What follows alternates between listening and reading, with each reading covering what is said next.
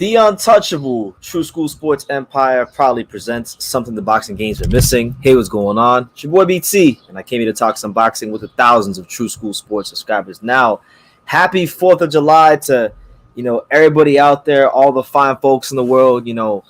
I gotta say, man, I think now that I'm like 27, I lived a little bit of life. I've gone outside the country. 4th of July hits a little bit different these days, so.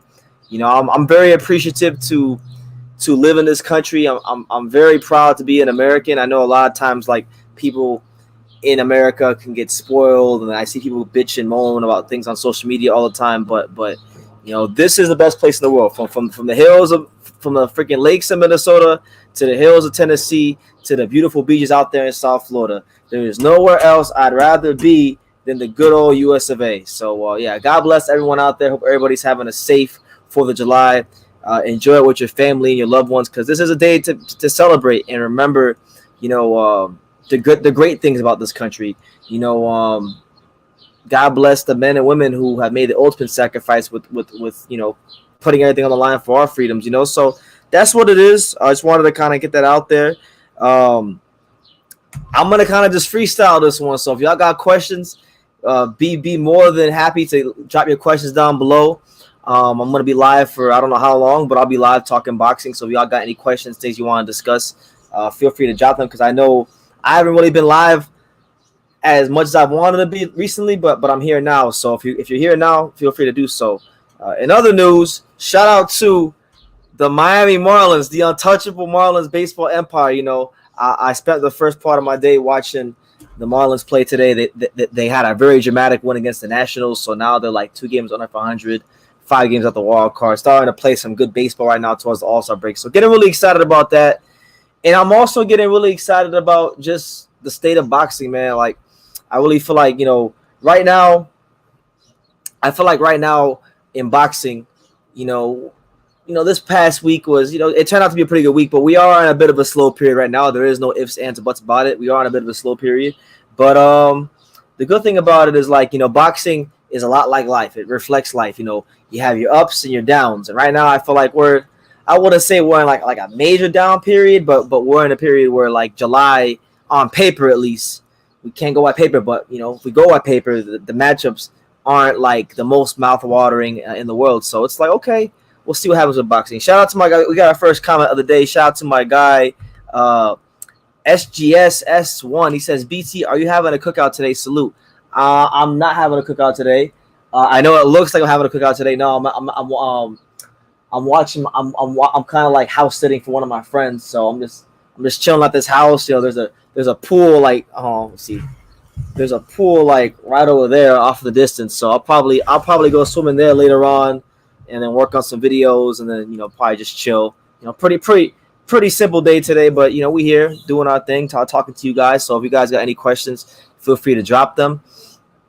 I know this weekend we got the big fight with Magsayo and Ray Vargas, which is getting a lot more. It's getting a little bit more interesting to me the closer it gets, because I'm starting to see a lot of people pick Ray Vargas, and mind you, I don't really like Magsayo or Vargas. I don't think either one of them is all that great, but at least in Magsayo, there's some punching power there. There's some really good raw talent there. It just needs to be developed and groomed.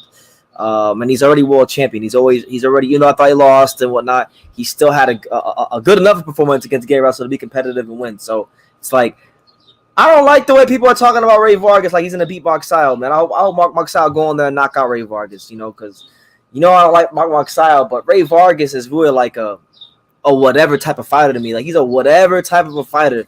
Long, rangy, don't got the most punching power at the world class level. Nothing really spectacular. I mean, like a lot of fighters at 126, nothing really spectacular about Ray Vargas. But we'll see what happens. Shout out to my main man, 50 grand, South Florida's very own. Shout out to Mighty Max out there back home in South Florida. Mighty Max Boxing, not Mighty Max. Mighty Max, got to make sure we get it right. The man rebranded. Okay, he's no longer a young kid no more. He's gonna be grown real soon. He says, BT, what's up, champ? How you living? You all right? Just here. I'm here in Las Vegas, man, doing a little bit of house sitting. I'm outside, but I'm not in the hot, sweltering, Las Vegas Sun, because this heat here is different, man. It's really really crazy over here. He says, I like Mike style, but I have a stinking feeling Vargas is all wrong for him. I mean, well, look, Vargas is very long and he's very rangy, so I could see Vargas giving Mike style a lot of problems. I mean, we saw one-handed Gary Russell Jr. have a lot of success in that fight with him, and Gary's a smaller guy. Gary's really, really small. So it's like, a guy that's longer and rangier could be, a problem for him. But, we'll see what happens, man. At some point, somebody at featherweight has to emerge. I know we got Lee Wood, who's had some good wins. We have this fight this weekend. Very soon we'll probably have some reinforcements at 126 with Angelo Leo and Figueroa and Fulton all moving up. So at some point, someone has to grab the featherweight division by the scruff of its neck and say, "Okay, we're here. So we'll see, man. But hey, the talk of the week really should be, I think, and I talked about it for a little bit, and I made 2 videos on it. I made 2 videos on this fighter. They're both out. But we got the talk of the week has to be Jai Opetaia. Oh my God, what a performance! What courage! What guts! What balls! What just everything. He performed so well against Marius Briedis. Being a guy that to most people was a relative unknown unless you really, really, really follow boxing. And even like that, even then, some people didn't know who he was. But he went in there against a very determined Marius Briedis and, show his skills, show the athleticism, show the speed, show the agility. And then when Marius Briedis came on and caught a second win in the back part of the fight and started taking it to some deep, dark, real uncomfortable places. I mean, he broke his jaw on the left side. He broke his jaw on the right side. He broke his jaw every which way. And it didn't matter. He didn't go to the canvas. He showed a lot of heart, a lot of courage, a lot of skills, a lot of determination. And when you win a world title the way he did, that's how you really make an impression on people. That's how, you become the man to beat in the division. And right now, look, I know Lawrence Okoli and Makabu and Arsene Marion have all had the titles longer than this guy. But in my eyes, when we talk about the cruiserweight division, the man to beat is Jai Opetaia, because he beat the guy who beat the guy in Marius Briedis. He beat the guy that was lineal champion. He beat the guy that was IBF champion. Beat the guy that was Ring Magazine champion. So he is the guy to beat until proven otherwise. I know Lawrence Okoli's been very vocal about that fight on social media, but we'll see, man. Cruiserweight division, I think, is going to be in a good run of form because you had that fight. I think the July 30th fight with Chris Billum-Smith and Isaac Chamberlain. For me personally, that is the fight of the month. 2 of the most talented cruiserweights in the UK with a lot to prove, duking it out in Bournemouth, in Billum-Smith's hometown. I know Isaac Chamberlain personally, and I know what he's went through to improve his style and get to this stage of his career. If you watch that fight and you're expecting the Isaac Chamberlain that fought Okoli or other fights from when he fought on Matchroom, you're going to be very, very surprised. Much different fighter now from the sparring he got here in America to his time in South Florida, kind of refining himself into more of an explosive counterpuncher. Really, really one of the most improved fighters in boxing. I've been screaming it from the mountaintops for like the last 2-3 years. He hasn't really fought anybody to really prove it, but now this is the fight for him. So yeah, I'm very excited about that cruiserweight division. The king of the cruiserweights, Jai Opetaia, says, "Love the channel. Fuck Lawrence, just another jealous guy. Australia has the champion that they deserve." Yes. I've seen some people say that Jai Opetaia is what we were hoping George Kambosos would be. But you know what, man? Look, I'm not going to throw salt on George. That's all like George. George did his thing when he beat T.O. and whatnot. But Jai Opetaia, man, just the salt of the earth. Great performance from a very good young champion. My man Go says, "Salute and happy 4th to the family." Thank you, Chad. Happy 4th to yours as well. Happy 4th to everybody that's watching this live and that will watch the live later on. God bless everybody out there. Take this time today, guys. Like, please don't take this time to just spend it with your family. Like, enjoy your quality time with your family. Enjoy your quality time with your friends. But I want people, regardless of how you feel about what's going on in the USA at the minute, take some time to appreciate the freedoms we have in this country that men and women fought and died for. Because, yes, there are countries with freedom, but people vote with their feet. And a lot of people move to this country for a reason, because this is the land of opportunity. This is a place where you can go from nothing to something. You can go from being like myself. You can go from being in the bottom fourth of your graduating class to being, one of the best boxing YouTubers in the world, So anything's possible in the USA, and never forget that. Off topic, but what do you think about Dave Morrell versus Adios Velocity? I don't know a ton about Adios. I mean, I've seen highlights here and there, but I know he's ranked highly. So my thing is like, okay, I know Ronnie Shields came out and said recently that they're gonna take the time with Morrell and things like that. So if they're gonna take the time with him and not rush him into a Benavidez fight next, then ideally that would be the route you'd want to go. You wouldn't want to match him up with anybody like too high level right away if that's really what your intention is. Ryan says, I honestly haven't watched Opetaya. How do you rank him with the division compared to the last 10 years? That's a great question. Last 10 years. Well, I mean, last 10 years you've had some really good fighters. You've had Glavaki, you've had Huck, you've had Usyk, obviously, most notably. Really good fighters. Murat Kasiev. I'm not so sure if I'm going to like crown him and call him the best cruiserweight or anything like that, because I think that'd be a bit premature, but he's very good. I would say from an athletic standpoint, he's one of the most athletic cruiserweights we've had in a while. And other than that, I think everything else remains to be seen. I think everything else we should just wait on.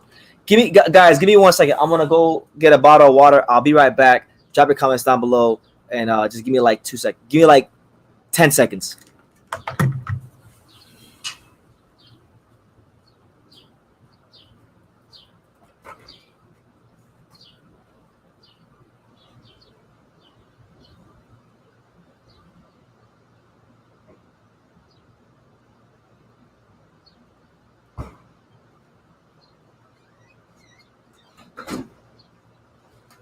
Yeah, one thing about Vegas, guys, is like I'm not even in the sun, but even when you talk, when you just sit here, you can start sweating, and it feels like someone's putting a vacuum in your throat. So it's always important to stay hydrated. Staying hydrated in Las Vegas is an ongoing task that never ever ends. So it is what it is, man. But it's your boy BT, Brendan Taylor, the Untouchable, Tru School Sports Empire. It's the 4th of July, random boxing talk special. So if you're going somewhere with your family, and this is a great thing to do. Watch Tru School Sports while you're waiting to go to where we got to go. God bless everyone out there who doesn't have family. May God comfort you at this time as well. It's a great sunny day. Personally though, I don't like being out here in the sun in Vegas. It's too much unless you have to. Which current boxers under 25 do you think will be a multiple weight world champion? That's a hell of a question. I think Bam Rodriguez is probably the best answer I could give you right now. I feel like Bam's going to be a 2 or 3 division champion. Under 25. So you see, Shakur, he's already there. Who else is there? Jerron Ennis is 25, so I can't say him. Give me some time on that one. Give me some time out that one. That's the next fight for Morrell. His mandatory, what Ronnie said, doesn't affect anything Morrell does. Morrell wants that fight. Team Morrell approach them for it too. For Benavidez or Adios? Because I don't know. We'll see what happens with Morrell. I like Morrell. I'm just looking forward to seeing when he's gonna announce the next fight. Team Benavidez Sampson is looking at someone else. Who could they be looking at? Listen, unless it's Andrade or Beterbiev, who else could he be looking at? I mean, at some point, it's like, what's he gonna do? Fight another 60-pounder? Fight a 54-pounder? I mean, come on, man. Like, I don't. When I hear that they're looking at people besides Morrell, if it's not, listen, I don't think it's gonna be Beterbiev because they don't want that smoke. We know that already. But if it's not Andrade or someone, or Plant or something like that, I mean, I'm gonna have a whole lot to say, a whole lot.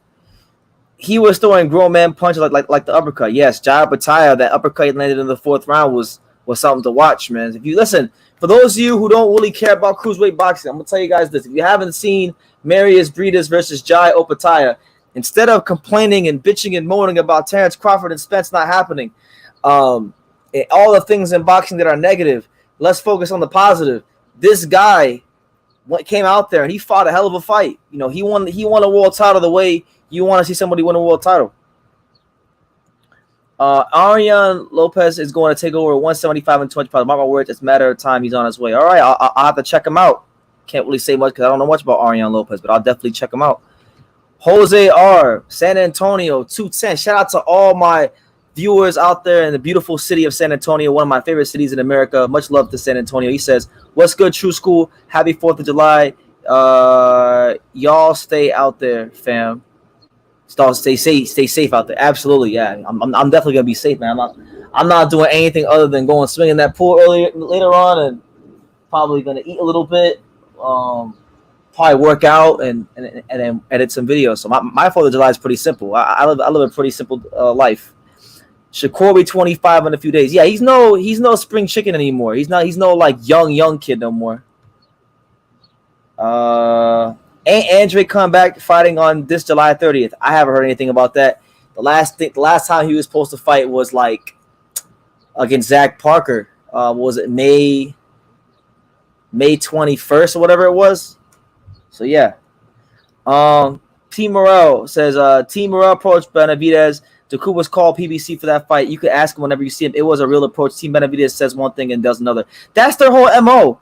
That is their whole MO. And that's why, like, I do have a problem with David Benavidez as far as, how he moves by his career. You can't sit here and say you're the Mexican monster and these guys are pussies and they don't want to fight you when your manager is singing a whole different tune than you. You guys are not on one accord. You guys are not, on the same page. Okay, so it's like you got to get on the same page. 2022 is a great year for boxing. To be honest, they killed UFC this year. Well, I don't follow the UFC, so I wouldn't know, but I do know we have had some good fights in boxing this year. In the comments, you guys can let me know what was your favorite fight in boxing this year. Drop down in the comments. Tell me so far what was your favorite fight in boxing this year. I'm gonna tell you my favorite fight in boxing this year. It's 3 of them. My 3 favorite fights in boxing this year have been Chocolatito versus Martinez because Julio Cesar Martinez got his ass whooped right in front of Canelo, so that was great. Better BF Smith because it was a great experience with my dad.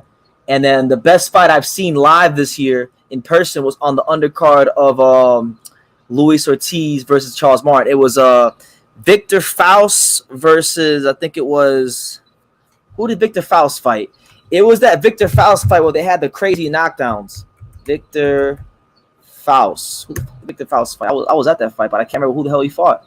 There was like 3 knockdowns. It was crazy. If y'all haven't seen that fight, yeah, it was Victor Faust versus Iago Kiladze out on the undercard of Ortiz versus Charles Martin. That was on New Year's Day this year. It was only 2 rounds, but man, it was crazy. So in the first round, Kiladze got dropped. All right, and then he got dropped once in round 2. And then Victor Faust got dropped once in the first round and then once in the second round. So in total, it was like 5 knockdowns. It was 5 knockdowns in 2 rounds. And really, some people thought the fight could have went longer because it was deemed to be a premature stoppage. But yeah, for me, Victor Faust versus Iago Kiladze, hands down, not even close. Fight of the year for me so far.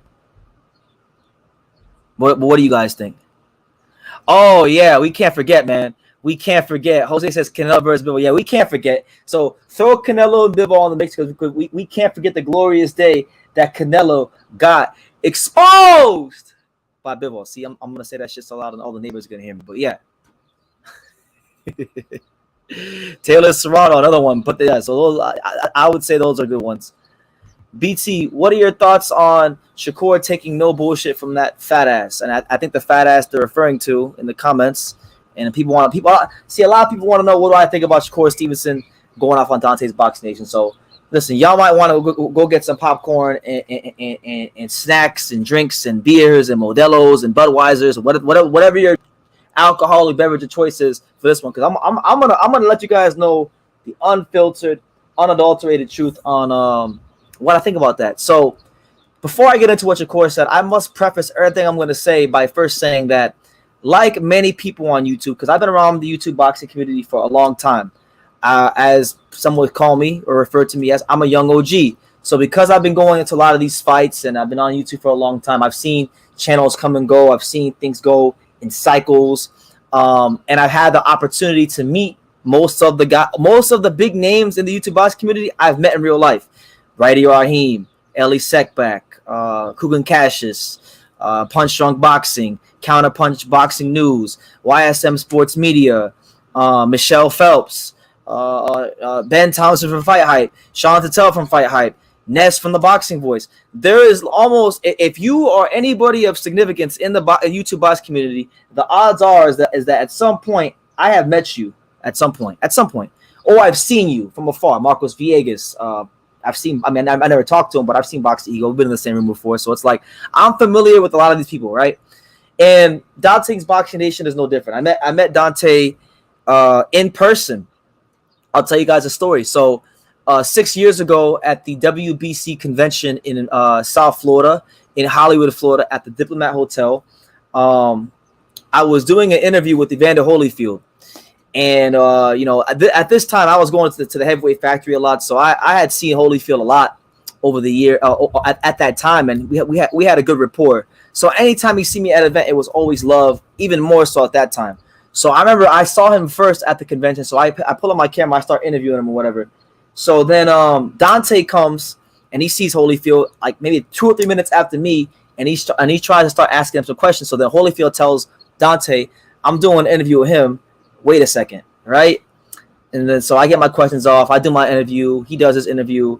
And then basically what winds up happening is after the interview is done, Dante didn't know who I was because at the time I'm 2016. I probably have like 3,000 subscribers at the most at that time. And he comes up to me and he's like, hey, man, that was really good. You're really good at interviews and stuff. Are you from where are you from? And I said, I'm from the area. I'm local here. And he said, oh, okay, man, nice meeting you. And then we start talking about boxing. And then he starts talking about like Floyd Mayweather and Manny Pacquiao. And then he goes into how about boxing is racist. So then at that point, I had to cut him off and just say like, hey, man, like, look, it was nice meeting you. I got to go somewhere else, because I don't want to hear about none of that racism shit from him. Because I knew what his MO was then and I knew it now. So in translating that back to Shakur Stevenson, I've been knowing Shakur Stevenson, not knowing him, but I've been seeing him at events and fights for like I met him when he was a young kid in the Olympics, before the Olympics. Shakur Stevenson is the same person now pretty much that he was back then. Very gracious with his time. He'll never turn on an interview. Just a nice kid, like a really nice person in general, right? So I don't know the whole story. Like I've only heard what Shakur Stevenson said. I didn't go to Dante's channel and I didn't go and watch what Dante had to say because quite frankly, if I'm being honest, I don't give two shits about what Dante has to say about Shakur Stevenson. What I do know is if Shakur Stevenson felt compelled to come out and make a video about it, it means he really said some fucked up shit. So I'm going to base everything Dante said on what Shakur said because I'm not going to go watch his video. I'm not going to give him that view. And mind you, the boxing community is very small. I give Dante his credit. He's put out some great content over the years, but he offsets a lot of the great things he does by this race baiting bullshit, And on top of that, he's taken audio from my videos, used it for his videos, and not even giving me credit, So that's the game he plays. But anyway, Dante has always been a race baiter. He is like the Al Sharpton of boxing. He is the Jesse Jackson of boxing. He's a race hustler. There's a lot of people that don't watch boxing because they're boxing fans. They watch boxing because they want to feel a sense of racial or cultural superiority. Okay. And he knows that and he plays very well to it. So he got mad at Shakur Stevenson because Shakur Stevenson was giving Bam Rodriguez a lot of credit. And my thing is like, first of all, I know Dante's not an idiot. Dante knows a lot about boxing. Dante has got sons that are very good amateurs and whatnot. But my thing is like, bro, why do you care who Shakur Stevenson is getting credit to? He's saying, oh, well, Shakur Stevenson is not for his people, and Shakur Stevenson is this, and Shakur Stevenson is that. He got mad at him because, according to Shakur, supposedly on the top of Shakur Stevenson's Instagram page, he has video highlights of him beating up on Jamel Herring, but he doesn't have video highlights of him beating up on Oscar Valdez. So the way Dante rationalized it was that Shakur Stevenson has basically he's pandering to the Mexican fan base by not posting that on the top of his Instagram page. And my thing is, like, you're really reaching. You are really, really reaching. I think Shakur is right to put him in his place. Like this, and mind you, right? Dante's done great for himself. God bless him and all of his success. I'm no hater. I'm not gonna hate on the next man's success, but like, it's some of these guys on YouTube, some of these pro black dudes on YouTube, they make me laugh, right? Because they'll scream that they're so for their people and they're so for this and they're so for that, but then they can't even procreate with black women. They can't even marry a black woman. They gotta they gotta move outside the United States of America, and they gotta move to a country way out the way, all the way out in Thailand, and go do that, all right, and talk shit from Thailand about what's going on here in America. Like, to be honest, like I respect his work ethic. I have enjoyed a good amount of his content over the years, as far as his interviews and like the footage he gets from the gyms, because he has gotten good footage. I'll never take that away from Dante, but at this point, when he's not in the gym getting footage or content, he's just race hustling. It's Al Sharpton, it's Jesse Jackson, it's bullshit. It's all bullshit, man. So yeah, I mean, I haven't even listened to what he had to say. Personally, I don't care, because this is a guy that has thrown people under the bus, as far as like, people in boxing media who I'm cool with. So I'm just like, it is what it is, man. Like, God bless him. He can do his thing, but I know for a fact, just from knowing Shakur Stevenson, I don't even know Shakur like that, but I've interacted with him in person on multiple occasions. He's a great young man. He gives time to everybody. I've literally never seen Shakur Stevenson turn anybody down for interview. Like, I interviewed him once before he was an Olympian. He was cool with me in 2016. Then I didn't see Shakur Stevenson for like 6 years. Hold on, guys. I didn't see Shakur Stevenson for like 6 years, and he didn't remember me, but he was still cool. Like, he didn't play favorites. He's cool to everybody. So my thing is, like, if Shakur Stevenson's going off on you, then I know, you did something wrong. So I hope whatever the purpose was of going off on Shakur and saying that, saying that he's not showing love to his people and he's pandering to Mexican fans and all that stuff. Listen, Shakur Stevenson and Bam Rodriguez have both been cool since the amateurs. These guys go back. All right. They go back to the amateurs. They've always supported one another, and it makes sense. Why wouldn't Shakur Stevenson like Bam Rodriguez? First of all, before we even get to like the boxing part of it, Bam's just fucking good. Bam is a fantastic fighter. If you don't like Bam Rodriguez, or if you have a problem with him, like, there's just something wrong with you. The guy is incredibly skilled. He's just down to fight anybody. Humble, hardworking, extremely talented fighter. You got problems if you hate Bam Rodriguez. You don't gotta think he's the greatest thing ever, but if you hate the guy, you have problems. That's number one. Number two, Shakur Stevenson is a fighter that is a southpaw.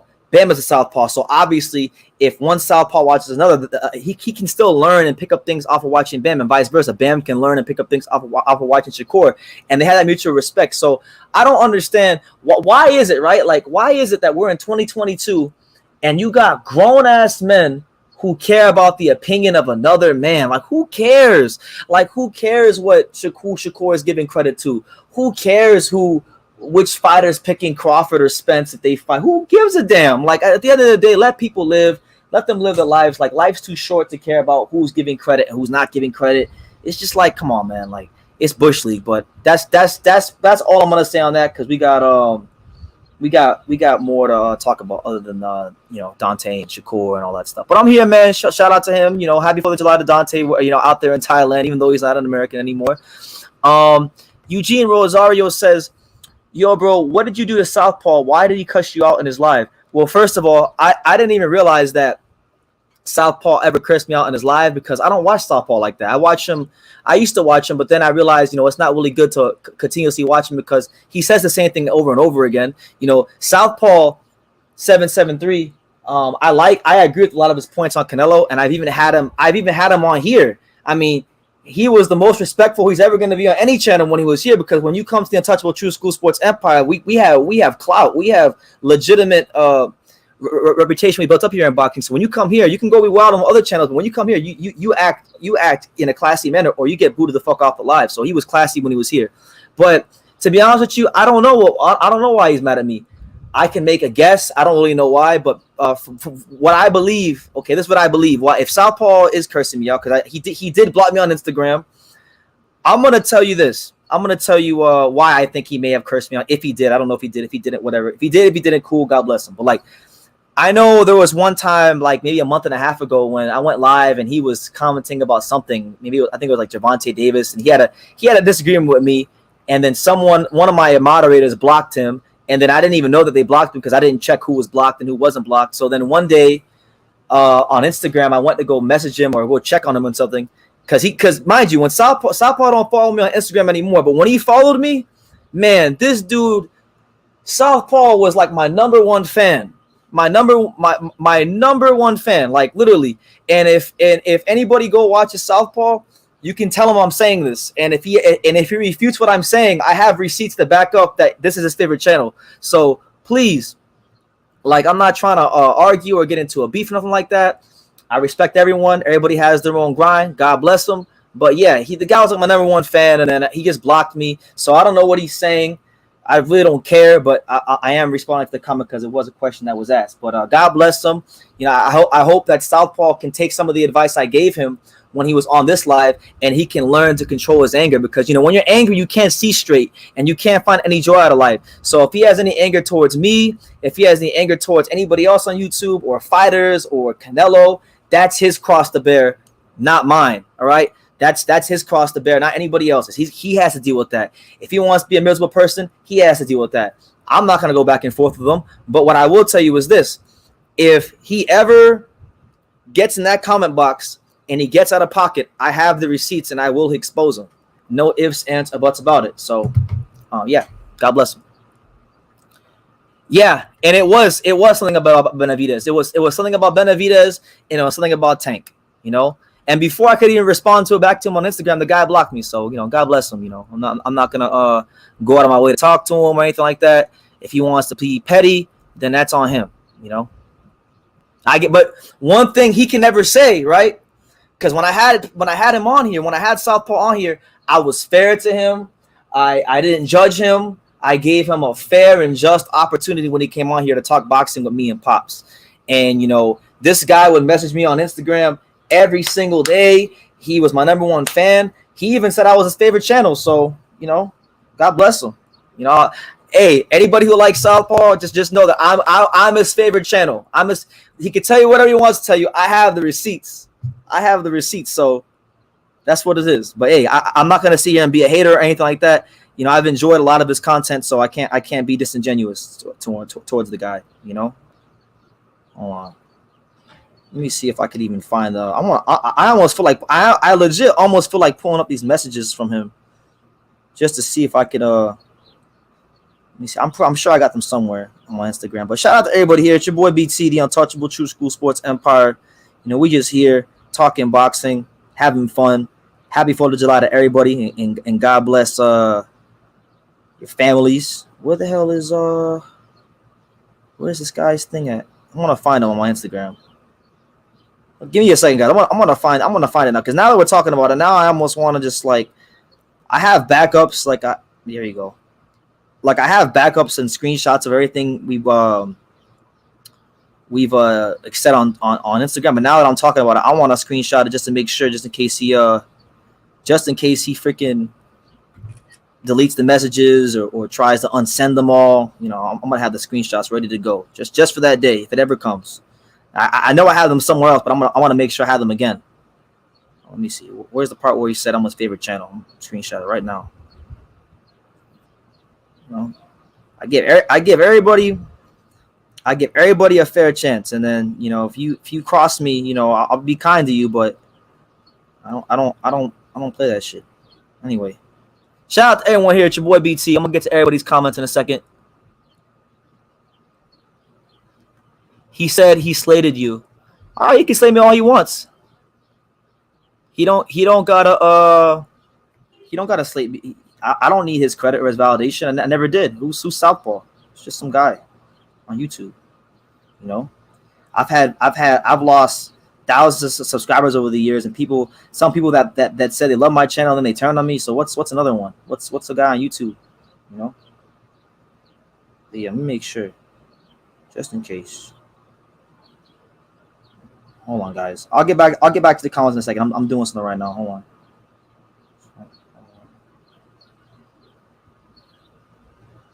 Okay, we're good. All right, we're back. We're 100% back now. If you don't take him seriously, this is the funniest boxing channel on YouTube. Yeah. RM, what's good, champ? What up? Good to see you. Major Key said that too, that he was sorry and apologized to him.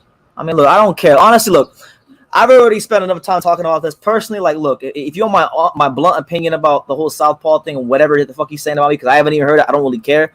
I really don't give a fuck about what Southpaw is saying. I have much more important things to deal with in life than what some guy on YouTube is saying about me, all right? Or anybody on YouTube, really. As long as God loves me and my dad loves me, that's all that matters to me. I don't really care for anything else other than that. Let me see. Boo Boo is overrated. He may be, he may not be.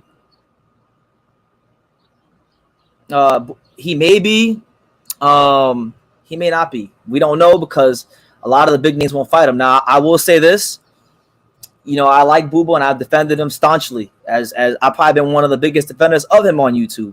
But, you know, he doesn't really seem to have a whole lot of urgency going on with his career. I know he has the shoulder surgery, so he has to recover from that. But, like, if he can't secure one of these big fights, like a Plant, like Benavidez, like, Charlo, then he has to go fight Johnny Beck. That's really his only legitimate option, So if that don't happen next, then, we not I might have a lot to say.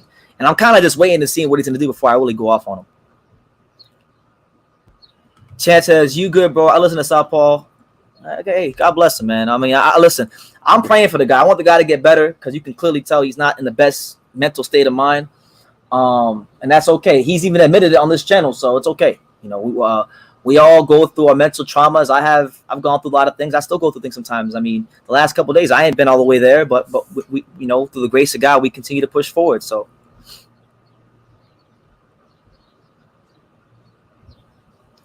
Yes, that's what I'm trying to do, Chance. I'm really just trying to separate myself from the bullshit on YouTube because the reality is this: none of these guys on YouTube pay my bills. Like apart from like maybe Sean Tatel, really nobody on YouTube is like really like my friend.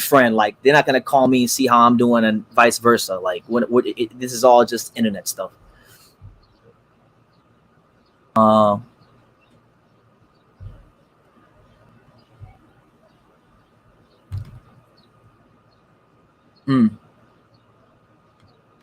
Yeah, no, absolutely not. Absolutely not. But let me see. I know I missed quite a few comments while I was going on my little soliloquy about, Southpaw. So let me get back to some of the comments up there. Alec Powell says, "What's up with what's up with Taylor? He dodged Cepeda." Well, I don't think he dodged Cepeda. I think Josh Taylor has gotten a lot of criticism from the public about what happened in the Jack Catterall fight and not wanting to get the rematch. So I think by him vacating the belt, it really has nothing to do with Cepeda. It has everything to do with just pride, reputation, and beating Jack Catterall once and for all so that people can stop talking shit about him and he can move on and get some momentum back in his career. Because the reality is, I have never seen a fighter at all lose so much momentum in just one fight. I mean, maybe like a Teofimo Lopez, but other than that, like, he's lost about as much momentum as any fighter has lost in one fight as I could ever think of. So, it is what it is. BT, what about Andres Magia? Boo Boo isn't on Canelo's level right now. I wouldn't say all that. I mean, it's not a fight it's not going to happen because Canelo has a lot of options and whatnot, and Boo Boo hasn't done himself any favors not being the most active. But I would never say he's not on the same level. Why do you hate on Canelo so much? I don't hate Canelo. I hate his ways. I don't know the guy. You can't hate on someone you don't personally know. You know, like I can't say I hate Dante's Box Nation because I don't know Dante in real life. I met him one time in real life, but I don't know him. I just hate some of his ways on YouTube. But why don't I like him? Look, I let go of my dislike and my quote unquote hatred for Canelo a long time ago. Anytime now, I'm just trolling and having fun with you guys because it doesn't matter what I say. Like, it's funny. I just made a video saying that I want Canelo to beat Golovkin in the third fight. And I actually lost like 3 or 4 subscribers from that. So it doesn't matter if I talk good about Canelo, if I'm unbiased. Even if I'm unbiased, you guys still say I'm biased. So I don't hate Canelo. I actually hope that he beats Golovkin, and I want him to win, and I want him to look good so that when he fights Bivol and Bivol outboxes him again, I could have fun. Expose, we're gonna title it again, Canelo exposed by Bivol. But really, I don't have any hatred for the guy. I met him one time earlier this year. He actually seemed like a pretty nice guy. And yeah, so I hope he can, have a good training camp and win against Golovkin in the third fight, and then hopefully set up a second fight with Bivol. BT, do you think Boots is the best welterweight in the world at this moment? I can't say he's the best because he hasn't fought the guys to really get him to that level. But if we're talking about skills, I think he's definitely the most skilled welterweight in the world. And I've thought that for about a good year and a half now. I would like to see Boots get an opportunity against a name next, whether it be against Thurman. Thurman is really the fight that I want. I want the Thurman fight. The Thurman fight is the one I want the most. But if not Thurman, I would like Styles or Ugas. He isn't on Canelo's level. See, look. Here I am, right? It's the 4th of July. The sun is shining outside. Like, I'm having a good day. I'm in a good mood. I'm grateful to just be alive and be happy. And you guys want me to not talk shit about Canelo, right? And I'm trying to, I don't hate the guy. I've genuinely, a long time ago, way before he even lost Bivol, I let go of a lot of the dislike that I had for the guy, okay? I'm just having fun with you guys. But you guys keep bringing up stuff and you keep putting down and demeaning other world championship fighters like Demetrius Andrade, and then you wonder why I'm going to come out here and get disrespectful. So please, I advise you, please stop.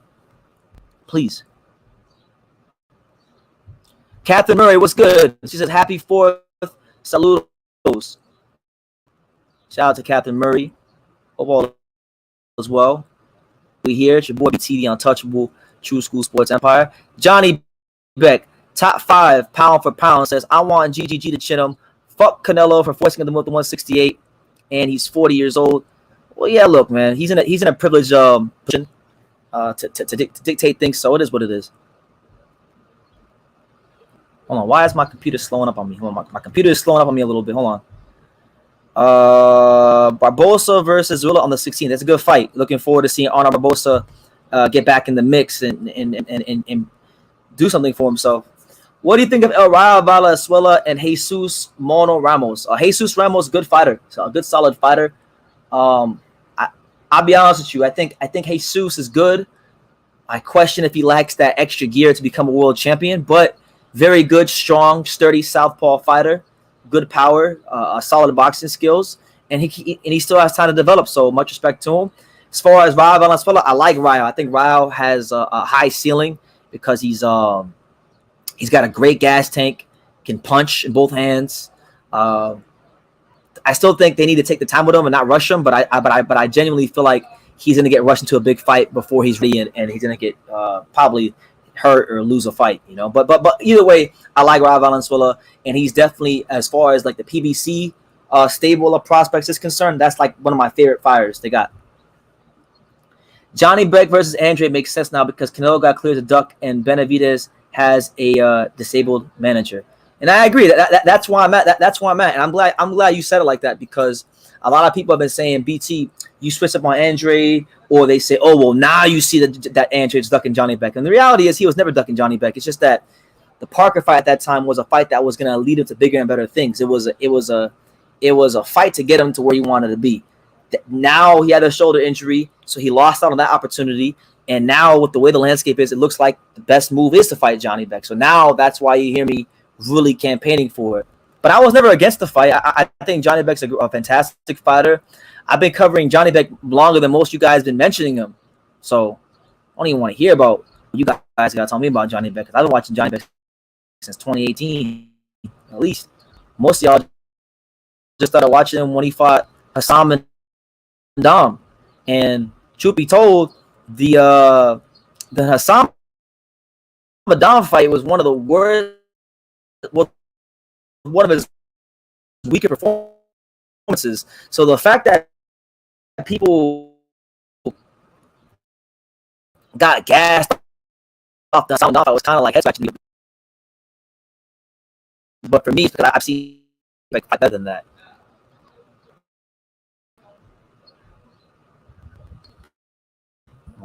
Hold on, guys. I'm going to refresh my computer and I'll come back because the comments.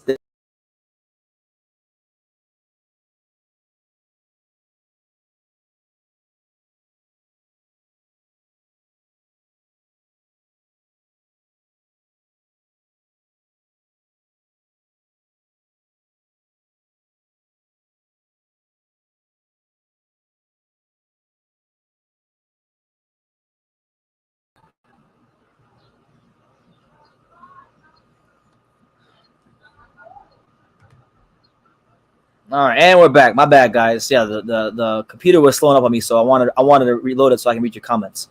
But yeah, let me see. Gerald Morgan, hold on. Where's Gerald at? I just seen Gerald. Where's Gerald? Gerald Morgan, what's good? He says, "Happy 4th of July, young brother. May God bless you and your family. Enjoy this evening safely. Blessings to everyone on this channel as well. Celebrate safely. Love and God. Yes, love and God bless to everyone out there.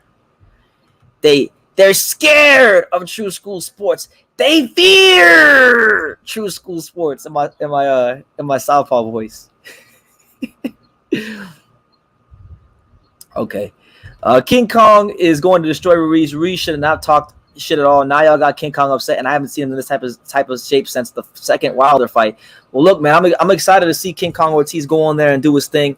You know, I like King Kong Ortiz, but for really, this is a good fight. I'm looking forward to Ruiz versus King Kong. But truth be told, this is really a fight between two guys that ducked Filip Hrgovic. If you want to keep it all the way a buck and all the way a spade, you know, these guys both ducked Filip Hrgovic.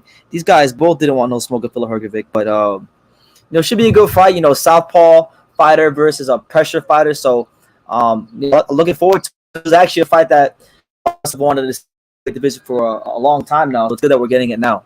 You know, since it is the 4th of July, what is the most technical fights you've seen before? The most technical fights. Good question. I think Mark Breland versus Marlon Starlin 1 and 2 was pretty technical. Chris Bird versus David Tua was a technical fight from the Chris Bird side of things. You've had, you know, a lot of technical fights in boxing over the years. You know, Sugar Ray Leonard versus Wilfred Benitez was another technical fight. I mean, there's just so many. Charles Latino versus Guy Estrada was a high intensity technical chess match. You know, but with a lot of punches thrown. So, yeah, a lot of great technical matches over the years. Go says June 15th. Keep your eyes on my boy, Stephen Shaw. Yes, I've seen Stephen Shaw fight before. You know, good.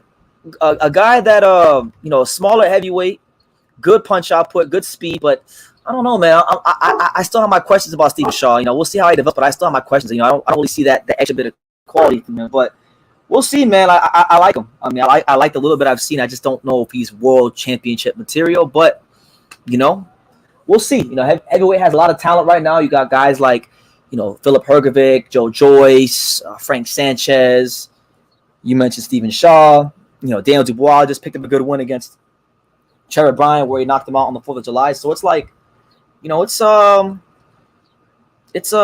a lot of talent there. So if you can become a heavyweight champion, you know, you're definitely not a bum. I don't like Ruiz because he's not a very hard worker compared to a lot of fighters, but you got to call a spade a spade. Ruiz should beat Ortiz reasonably. I don't know about that, man. I don't know, because Ortiz is still a southpaw with respectable punching power, who can counter punch. Ruiz did get clipped by Arreola the last fight, so I wouldn't rule out Ortiz beating him. BT, he didn't duck Hrgovic.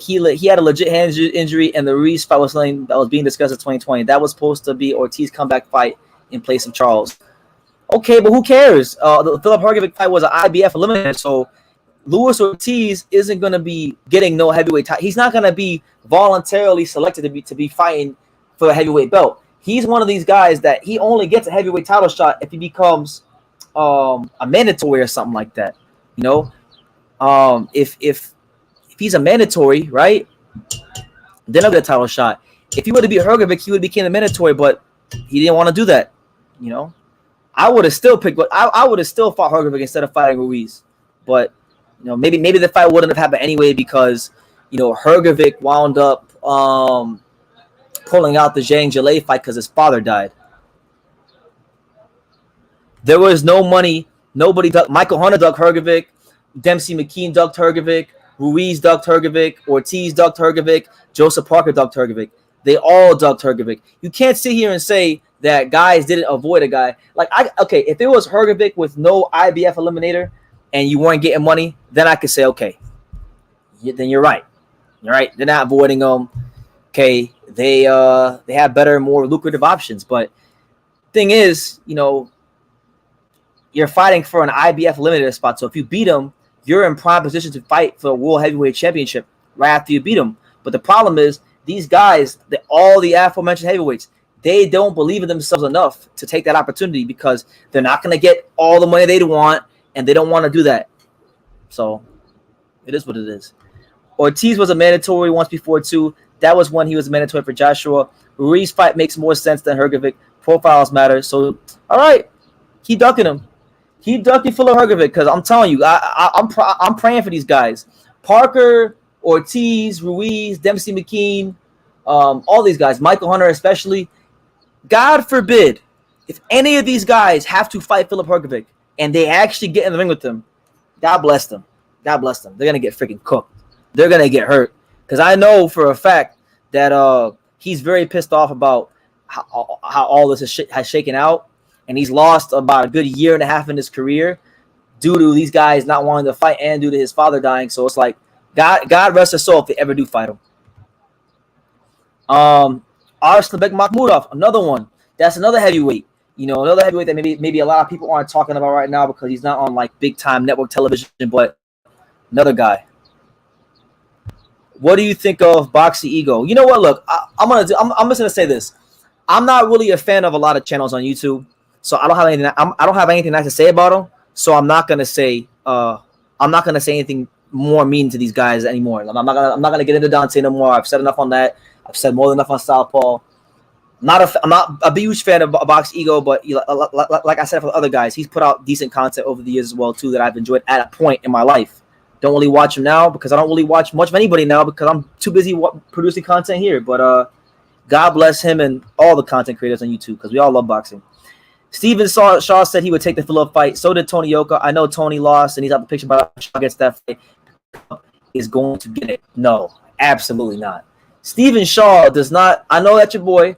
Steven Shaw does not punch anywhere near hard enough to keep Philip Hrgovic off of him. Mind you, he don't got better boxing skills than Hrgovic. He's a faster fighter in terms of maybe his like reflexes and things like that. But after 2 or 3 rounds, he's not gonna hurt Hrgovic, and then by the 4th round, he's gonna get hurt. 4th, 5th round, he's getting hurt. Maybe even earlier. I know that's your boy. I wish him the best, but no, absolutely not. There are multiple guys who would take that smoke. Leonard Paro is available. Stephen Shaw is available. Frank Sanchez is present too. All 3 would take that fight today. Well, all 3 of those guys aren't in the IBF rankings. The guys that were in the IBF rankings, tell them to start winning some more fights and get in the IBF rankings, because they're not really like maybe Sanchez. I mean, let me check. Maybe Sanchez is, but that might be about it. Because Stephen Shaw got some work to do.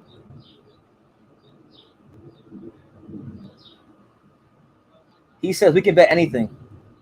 That's an easy fight, man. Stephen Shaw will get stopped inside of 7 rounds, bro. So please don't do that to yourself. Don't do it, champ. IBF rankings.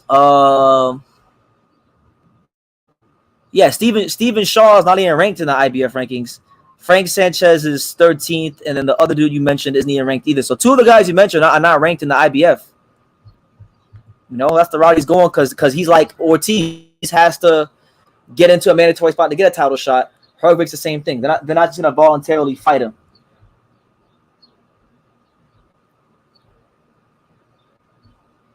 bro, they're not gonna. Bro, I'm telling you right now, Stephen Shaw will not. I don't think Stephen Shaw will take that fight. If he takes that fight, full credit to him. But I don't think he'll take that fight.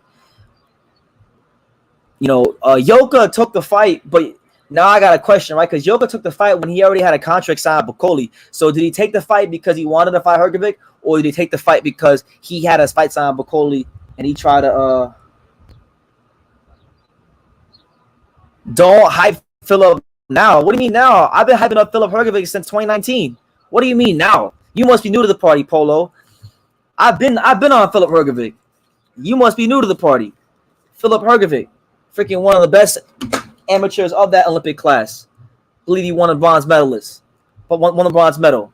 Beating up Deontay Wilder in sparring, beating up David Haye in sparring. Obviously, sparring don't mean anything really, but just get these guys in the ring and you'll see what happens.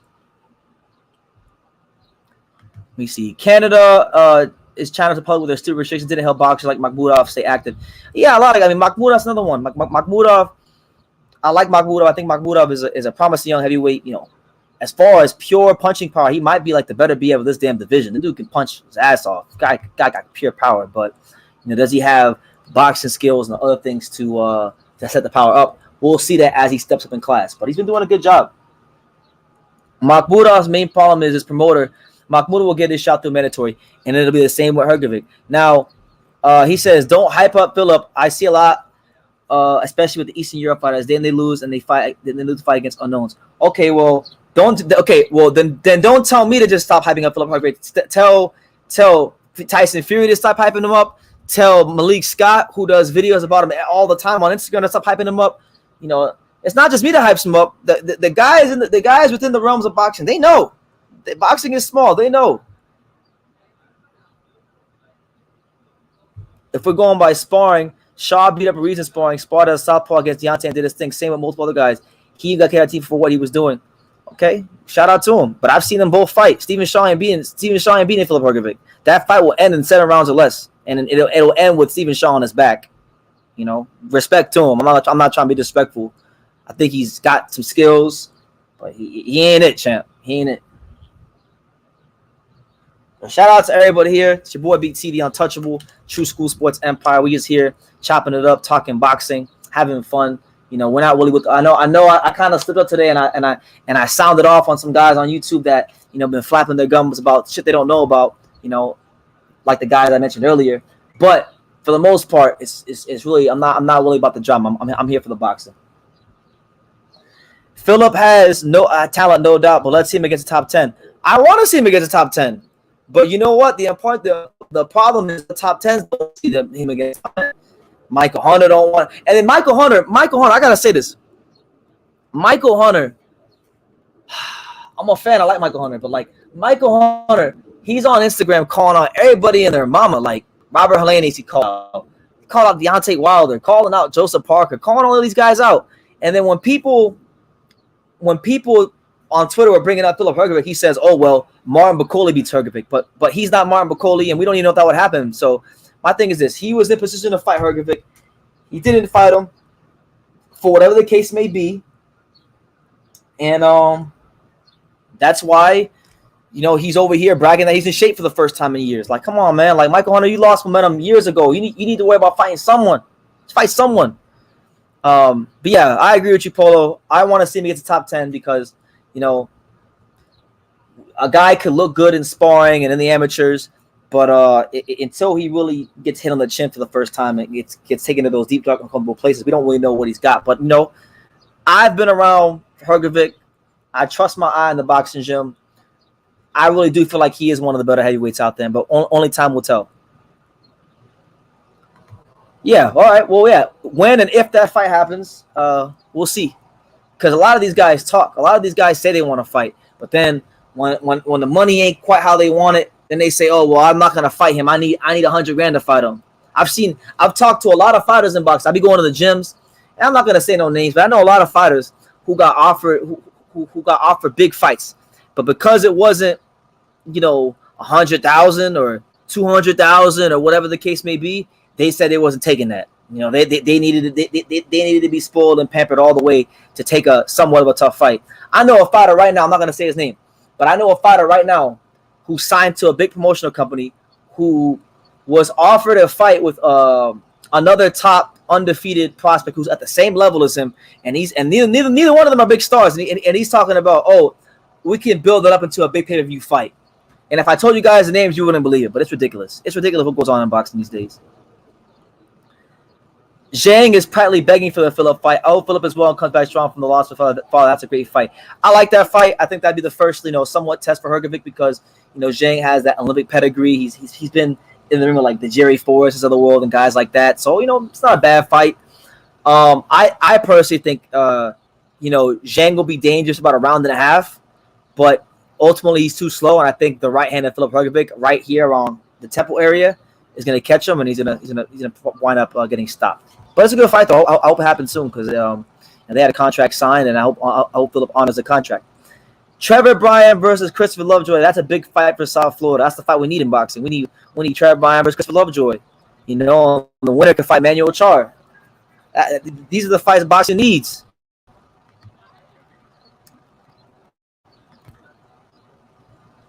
Let me see. Wow, Trevor Bryan versus.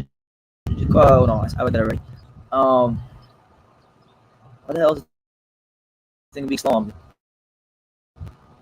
So it says right here, BT Zhang is 40 plus now, so I don't really know how he has any success against Phillip. He loses pretty early, but still one of the better options for him. Yeah, because he's one of the only guys with the balls to fight him. All these guys like Ruiz and Ortiz and Parker and Dempsey, McKean, and these kind of guys, they don't want no smoke. Gerald says Jaron Ennis said that about, or Virgil, he said about Jaron Ennis. Virgil said he wants to build a fight up. Jaron wants to fight anyone. Listen, Jaron Ennis lives in the gym. This guy just gets happy to be in the gym and be in the ring sparring. Like a lot of fighters, even the ones who are talented, a lot of these guys, they don't really like being in the ring sparring. Jaron Ennis loves sparring. Hopefully for his sake they manage that so he doesn't spar too much. But dude is a natural born, God-gifted fighter who loves boxing and is disciplined. He's not a diva either, like these other guys like Spence and Crawford. BT, let me guess who it was. Was it Virgil? No, it wasn't Virgil. It wasn't him. I'm not gonna tell you who it is, but no, it wasn't. To answer your question, no, it wasn't Virgil. But I'm not telling you who it is. I'm not, because it's classified information. But it's somebody that you guys will definitely know. I'm not gonna say what promotional company it was. I'm not even gonna say the weight class. I'm not gonna say where they're from because you guys will get it if I tell you. But it's ridiculous. That's right, Hyro. Talk to him. The Marlins are 38-40 with no Jazz Chisholm, no Eric Cabrera. We got a lot of key players injured, but you know what? This team is starting to really that Marlins magic is cooking in the crock pot right now, and I think we're gonna get over 500 before the All-Star break, and then I'm thinking second half of the year, we're making that run right to the postseason. Postseason baseball coming to Marlins Park this year. Yes, sir. Benavidez' team does what BT said. Benavidez' team declined plan once upon a time. Sen said he wants to build up, but hey, that's the great monster. Listen, I say that all the time. People think I'm crazy. Whenever I tell these Benavidez fans that, hey, this Mexican monster of sorts, this guy's manager said he didn't want to make the Caleb Plant fight, but then Benavidez says, guys, want to fight all these guys, Caleb Plant's a fucking pussy, I put him in the hospital. When he says that, everyone's like, oh my God, the Mexican monster. We're so scared. We're so scared of the Mexican monster. And everybody believes that bullshit. It's ridiculous. LOL, the Marlins. Great news. Listen, man. Hey, the two-time World Series champion. Ring number 3 going to be in South Florida sooner rather than later. But, yeah, no, they're playing good baseball right now, and there's reason to be optimistic. Yeah, man, like, I don't know, man. It's just like one thing about boxing that I learned over the years, like just from going to gyms and talking to managers and talking to fighters, and really just when I go to these gyms, I don't really do a lot of talking. I ask questions, I shut up, and I listen to what people say. And I think it's a lot like life. Boxing is nothing is really what it seems. There's a lot of illusions in boxing. There's a lot of guys that A lot of guys that get on social media and, like Stacey McKinley says, they're internet fighters. They're really good at painting these narratives that they're these great fighters and that these ducked and avoided fighters. But the reality is, they're really just guys that are trying to convince themselves. Dude, you sound like Benavidez' brother. I'm scared. The Mexican monster. Oh no. Oh, I'm so scared. Oh no. The Mexican monster. Like Mike Tyson would say. BT, if you ever speak to Benavidez, his pops blocked me, so I can't ask them. Ask them to see Christian and Billy. He's number 3 in the WBC, and we are looking forward. Okay, I'll definitely ask him about that. Or maybe if I have him on here one day and you see him, you can ask him that question if I forget. Like the Morrell fans, when he was talking all that shit and David called him out and his team said he wasn't ready for that fight. Yeah, all these guys are the same. Most of these guys, like, it's rare that you get fighters in boxing that really mean what they say. Like, now, in Morrell's defense, he only has 7 fights. So I'm sure he wants to fight Dave. I'm sure he wants to fight Dave Benavidez. But if his team don't want him to fight, then it is what it is. But I'll tell you this. David Morrell won't go 20-plus fights fighting Kyron Davis and Ronald Ellis. Freaking David Morrell will fight for a world title before his 15th fight. No doubt about it. And he will win a world title before his 15th fight. I'll tell you that much.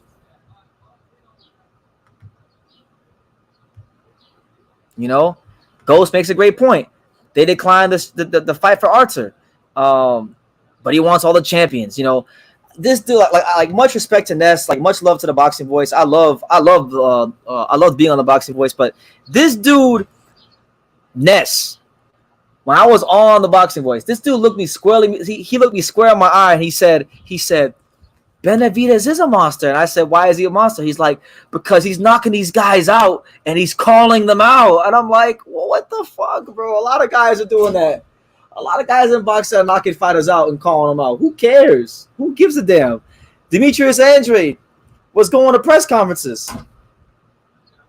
Going to press conferences, and he gets knocked out Jason Quigley, and he's calling guys out. So we can say the same thing about Boo Boo. But it's just what it is. Boxing's all about marketing, and it's all about the narratives they sell and how good the networks frame these narratives. That's all it's about. Because the reality is like a lot of people in boxing don't have critical thinking skills. This is truth. BT is a super talented young brother. This man does multiple voices. Now Mike Tyson. Yeah, the Mexican monster. Why? When you gonna fight the Mexican monster? Then Jamel was like, "Yes, it's Jamel the Hitman Charlo. Let's get it." he all the bass in his voice just dropped. He became a fake WWE superstar when it came time. When Mike told Jamel to start calling people out, he was like, "Yeah, it's Jamel the Hitman Charlo. Let's get it. I'll call anybody out. They know who it is." Like, come on, man. BT, what do you think about Morrell? Already a champion. Canelo is 1 fight from dropping the belt. Yeah, I mean, Harold's over here counting the interim belt, so why not? Why not? He's really a champion. Just like Laura, when Melina whooped them and they wanted to forget that fight happened. Yeah. And Laura, I mean, I love when people try to frame Laura as this big monster.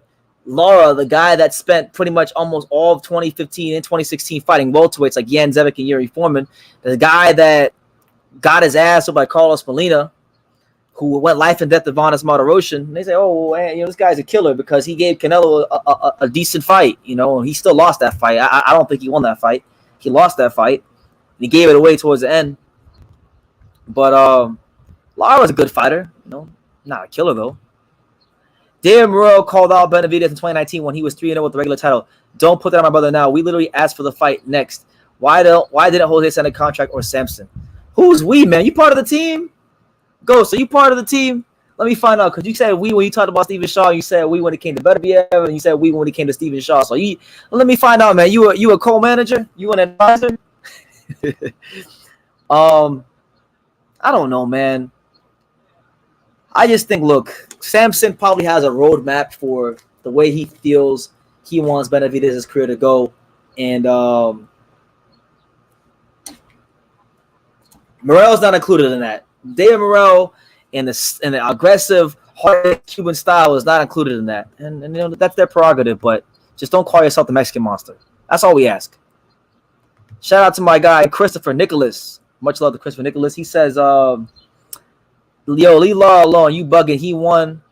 He a killer. Fuck that. Happy 4th, BT. I honor your rise. Thank you, thank you, Christopher. We don't always agree, Christopher, but I do appreciate your comments. People like you keep me sharp. Law is a good fighter, man, but I don't know. I never quite rated him. He's very good. He's a very good fighter, but I never rated him quite as highly as a lot of the boxing world does. It's just me though.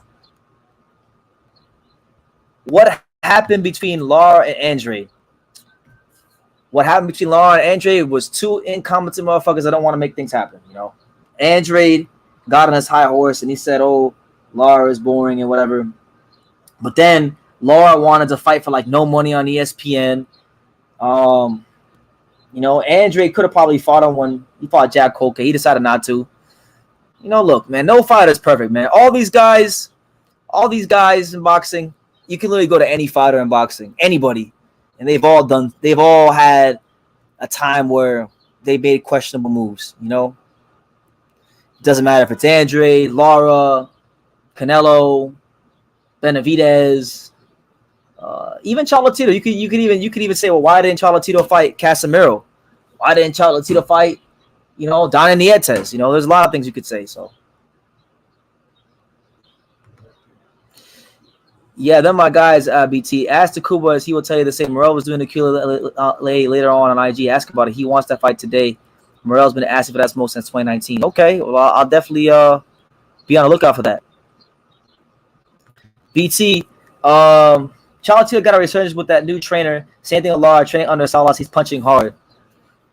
But Lara always punched hard. He just didn't sit down on the punches. I've seen Lara hit people ringside. Lara always had pop. He just fought in that really conservative Cuban style, you know, and that's the way he fought. His legs aren't what they were, so now he's sitting in the pocket with more weight on him, and he's trying to get these guys out of there.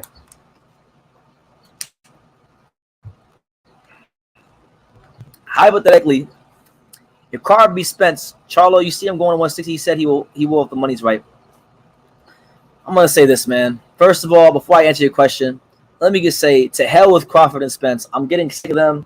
They're both divas. This fight is not that big of a fight to where negotiations should be taking this long. It should have been done already. But aside from that, I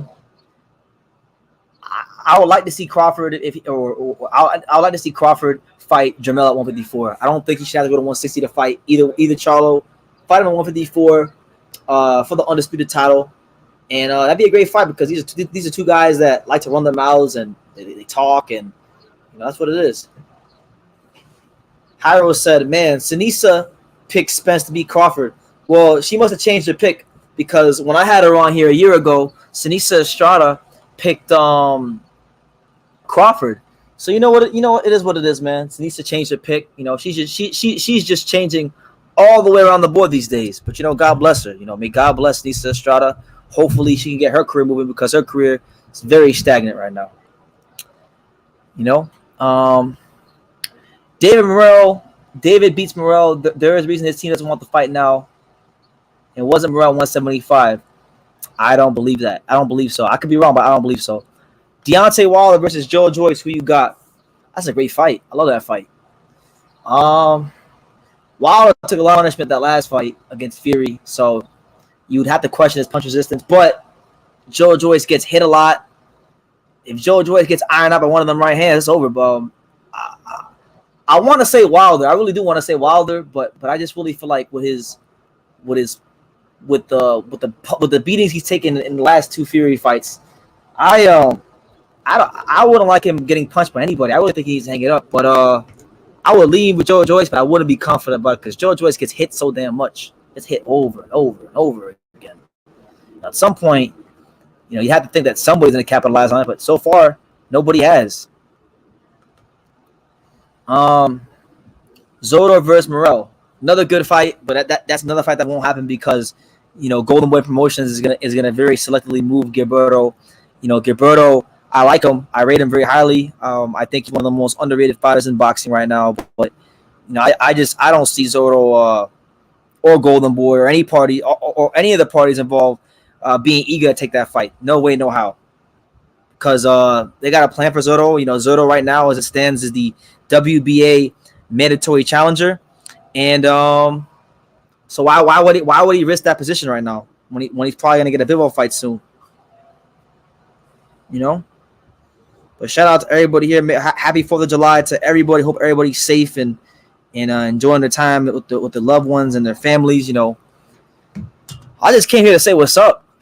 Random boxing talk. We just freestyling off the dome. It's a little bit hot out here in Vegas, but we'll go for like 15 more minutes, and then I'll get up and out of here because I'm not trying to make this a long live. I still got to go work out and swim and get some decent food. So I'm gonna we got some things on the agenda for today. Morrell is a 168-pound fighter. He'll move up in 2 years ish. In the amateurs, he fought at higher weights. He doesn't cut much. He is way more skilled than people give him credit. He's one of the most skilled fighters in boxing, hands down. I think not one of the best yet because he has to ultimately show that in the ring and beat these guys. But he's one of the most skilled fighters in boxing.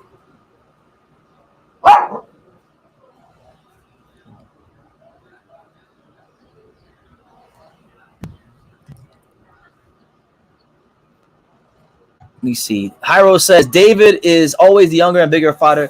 Morrell has more skills and he's younger and bigger as well. David has no size advantage. So yeah, that's a good point. And Hyro's made this point to me quite a few times when we've chatted about boxing. It's like David, one advantage that he's enjoyed his whole career at 168 is that he's bigger than a lot of these guys. And with Morrell, that would probably be one of the first fights where, not to say that David doesn't have skills because you don't become two-time world champion not having skills, but like that would be the fight where he can really, really show his skills because if you don't have a size advantage against an opponent, then all it really comes down to is the skills. So that's what it is. Gerald says, BT, hit the Bob Aaron voice to me when he called out that guy a prick. LOL. Yeah, he's like, shut the fuck up, you prick. Yeah, you. Get him out of here. When you get a great Puerto Rican fighter against a great Mexican fighter, the Latin fans that buy pay-per-view, the stabbings in New York are down about 30% when Miguel Cotto used to fight. And when Edgar Berlanga fights, the stabbings, they're not quite 30%, but they're 5%. I'm having fun. Don't take what I'm saying as offensive, guy. I'm just having fun. But shout out to Bob Aaron, man. Benavidez got dropped by Ronald Gabriel with the jab. Morrell hits levels above. Kyron Davis gave him issues. He will get KO'd. Morrell's gonna get blackballed like Rigo did after he beat Donaire. Shit, he might actually. Freaking yeah, man. Ronald Gabriel was giving David Benavidez that work in the first fight. God bless Gaio. His wife is pregnant again now. Now I know why he wants to fight Cholatito at the end of the year. Yeah, he ain't fighting Cholatito because he thinks he can beat him. He's fighting Cholatito because he got, what is that, like 2 or 3 kids now on the way. This guy's had COVID and was injured, and he pulled out of everything but his damn wife, So, hey, it's not my prerogative what a man does in his bedroom, but just saying, man, if it affects fights that are happening, then kind of does become a little bit of my business, even though it's not, so it's what it is. But shit, man, shout out to everybody here. Make sure you smash that like button. It's your boy BTD Untouchable, Tru School Sports Empire, in here doing the 4th of July matinee show, giving you guys that raw, uncut, world-class boxing talk, day by day, video by video. The channel's getting bigger and better every single day, so make sure you guys tell a friend to tell a friend. The powers that be in boxing love Benavidez and want him to be Canelo's replacement. That's why he isn't fighting anyone. He has a lot of smoke. Andre, Morrell, and Billy, and others. Yeah, they do. I mean, it's ridiculous because, being here in Vegas, right, you kind of get exposed to, what the sentiments, what the beliefs and what the sentiments are of the boxing industry and the powers that be. So I've spent a lot of time here in Vegas over the last 1.5 to 2 years. And everyone loves Benavidez out here. Oh, my God. So it's like he can do no wrong, and I actually agree with that. He is the guy that they want to replace Canelo. my thing is like, why are we trying to? My thing, okay, why are we trying to replace Canelo? Can we just focus on building organic stars? Like, fuck this. We're gonna replace him with Canelo bullshit. Like, can we just focus on like building value in different fighters, so we're not just relying upon one fighter or one specific nationality of fighters? I mean, come on, man. Poyo says Gallo beat Chaco the first fight and ran for the rematch for 8 years. First of all, he didn't run for the rematch for 8 years. They didn't want to pay him what he was worth, which was $1 million plus. He was the pound for pound number one fighter in boxing. He was one of the best fighters in boxing, and he and Gallo both deserve to be compensated what they got accordingly. Now, let me just make sure. Let me just go fact check myself before I say this. Okay, Purse Gallo. Pretty sure he made $1 million payday though. So in the rematch, right? In the rematch, where is it? They don't even have official purses on anymore. They say he made like $1 million, but either way, look, if they would have fought when Guy wanted them to fight, they would have made less money, and the fight wouldn't have been as big as it was. And secondly, he didn't lose. He's never lost to Guy Estrada. He has never, ever lost to Estrada. He didn't lose the first fight, and he damn sure didn't lose the second fight. The second fight was easier than the first. Freaking Gallo Estrada getting rocked in the 12th round, getting hit over here and getting hit over there in the 12th round, getting lined up with straight right hand after straight right hand after straight right hand, hitting Cholatito's gloves over and over again. It was a freaking defensive masterclass from Cholatito, especially in the second fight, especially in that fight. But it's unfortunate that the powers that be in boxing were so incompetent that night that they missed a great fight. Hey, Brendan. Hey, Pops. I'm enjoying this tonight. Aaron. Hey, shout out to my man Aaron Rose out there in UK. Much love to Aaron. Do you think Clarissa Shields wins the next fight? I don't mean to disrespect your opponent, but I forgot her name. I know she's from the UK. Yeah, you're talking about Savannah Marshall, who is the last person to have ever defeated Clarissa Shields. She beat her in the amateurs, but the amateurs and the pros is a lot different. But, man, Savannah Marshall can punch like crazy. Like crazy. She got great power. I'm not picking against Clarissa Shields, but I'm not necessarily picking confident either way this fight. I'm going to say Clarissa Shields finds a way to get it done because I believe she's that great as a fighter. But this to me is her legacy-defining fight. Gallo beat guys like Cuadras and Rambasai better than Cholatito did, and he beat a younger prime Valoria too. He fought Cuadras after Cuadras had already lost to Cholatito. Cholatito fought the prime Cuadras when he was undefeated, 35-0, number one 150-pounder in the world, WBC champion. So don't compare Gallo versus Cuadras to Cholatito versus Cuadras. Completely different. That's number one. Number two, same thing. Cholatito fought Rambasai before Gallo did. I'll give you Rambasai because Cholatito got knocked out on the rematch, but he didn't lose the first fight. As far as Valoria, yeah, he had to fight Valoria to get himself back in the mix because he lost Cholatito in clear and convincing fashion. Bro, Gallo Estrada is not on Cholatito's level. Stop it. He's not on his level. He's a great fighter, but he's a great fighter, but he ain't creme de la creme, in his own league great. He's just great. There's a difference. Rambasai slept Cholatito and Cuadras left. Cholatito beat up and Gallo did. Cholatito fought Cuadras his first fight at 115 with no tune-ups, and it was the best Cuadras that ever existed. See, nobody cares about Gallo Estrada. Let's just be real. Nobody cares about Gallo Estrada because Gallo Estrada ain't bringing in no money like that. He don't got no star power like that. So some of these guys, they don't even train their best for Gallo Estrada. But see, when you're Roman Gonzalez, when you're Cholatito, when you're the reason why Gallo is even relevant, or Inoue or Rambasai or any of these guys are relevant, and you're the guy that really broke down the door for them from smaller weight classes, you're gonna get everybody's best shot. And guess what? It still didn't matter. Yeah, he got knocked out against Rambasai in the second fight. But look at all the things that had to go against him for him to get knocked out like that. He had to get robbed in the first fight. His trainer he had his entire life had to die. Come on, man. How do you with that? Rigo must be. Oh, man. Don't get me started with that.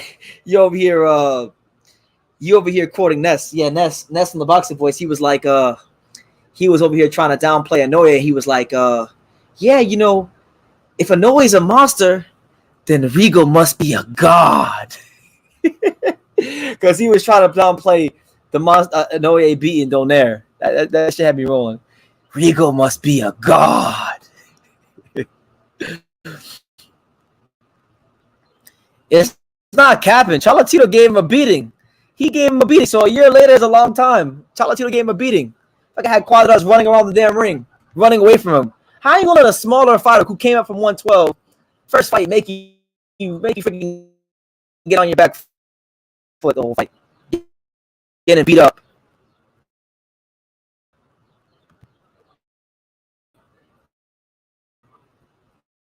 Saludo says, Jay says, Saludos BT. He wants to know, is Jai Opataya doing too much clinching and holding? Does he not know how to fight on the inside? I haven't watched him enough to have a valid opinion on that. I thought he fought the way he needed to be strong. He was a very determined champion in the second half of the fight, which is why he broke his jaw in both places. So it's like, he did what he needed to do. I think if that fight would have taken place in a 15 rounder, I think Breeders probably would have actually stopped Opataya. But unfortunately for Opataya, we're not in the 15 round era anymore. Roman never ran it back with Rambasai, and those are excuses. What's an excuse? He fought him twice. He really shouldn't have fought him the second time because he got robbed the first fight. He was robbed blind in the first fight. And if you think he wasn't robbed blind, then you need to learn how to score fights, because when Cholatito got dropped, I think it was in the second round, later on in the fight, Rambasai got deducted a point for a head clash. So at that point, the point deduction cancels out the knockdown, and then the fight only becomes about who won more rounds. And there's no way on God's earth that you're going to tell me Rambasai won more rounds than Cholatito. Now, if you want to say it was a draw, that's okay. That's a fair. I still don't agree with you, but that'd be more fair. But man, Chocolatito's face was beat up. What do you mean? So what? Who cares? He came back, and he fucking had Rambasai out on his feet in the middle of the fight. Who cares if their face is beat up? A lot of guys' faces was beat up and they still won. If we were in the 15-round era, Cholatito would have stopped Martinez. Martinez is a disgrace to the lower weight classes. I don't like throwing that word around lightly, but man, this whole Mick Williams Arroyo saga and pulling out of all these different types of fights. Because look, I'll give you all the timeline. These guys have been scheduled to fight 4 times. They've only fought 1 time, and that was no contest, and that was in November of last year on the Andrade versus Quigley undercard. The first time they were scheduled to fight was supposed to be on that Oklahoma card that the Zone did, the one they had in the streets last year, where Madjamal fought Eric Walker. You know what I'm saying? They didn't fight that fight. The second time they were supposed to fight was supposed to be on the Canelo Yildirim undercard, and that fight didn't happen then. Now they were supposed to fight on the Bam Rodriguez Ramos undercard, and that fight. So, McWilliams has wasted a lot of time trying to fight this guy, and Martinez got punched in his mouth for the first time properly in that fight. Then he got beat up by Cholatito. Now he don't want no smoke with him. So it was like it's going on. It's ridiculous. They were saying that he pulled out because of an undisclosed injury. Yeah, the undisclosed injuries. Cholatito Gonzalez. Because I said it that night when I was there. When Romo Gonzalez beat up Martinez, that wasn't just no loss for him. That was like a career-changing beating where years fights get taken off your career where you're not the same ever again. And I think this may be this might just be for him the beginning stages of all that. So it is what it is there. But on that note, guys, look, we're about to get to the hour and a half mark, so I'm going to start wrapping up here, but what I wanted to say was this.